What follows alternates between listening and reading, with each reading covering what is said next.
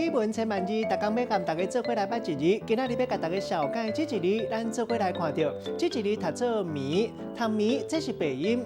棉本来意思是讲一款树栽，叫做棉树。纸的毛会当摕来做芳丝，那纸用来做油的原料，像咱讲棉花。用棉做的便所纸，古早讲是棉仔纸；做的被讲是棉罩被。古早母字边和死字边是通用，也毋过即马教育部代语字典甲棉树有关系的被仔产品，大部分拢是写木字边，像咱讲棉花、棉被。另外海绵也有棉仔纸，就写死字边，其他拢是用伫咧形容词。像讲鸡卵糕口感真软，咱就讲食起来绵一绵。这个文音读做棉，带大家做伙来小解两个词。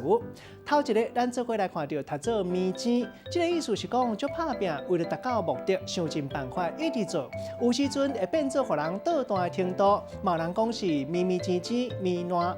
第二个词要来小解绵丝绵烂，这个意思和绵烂淡薄仔无共。绵丝绵烂是讲足坚持咧做，心肝一直想要安怎，一般会当讲是爱一个人爱甲绵丝绵烂。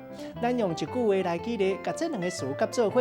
譬如讲伊过去谈恋爱，两个人爱甲绵丝绵烂，也毋过这阵仔为了要考到伊心目中理想的学校，伊先甲感情放一边，逐工拢是做绵钱咧读册。今仔日小解这一字棉，这是白音，另外文音读做棉，提供予大家参考。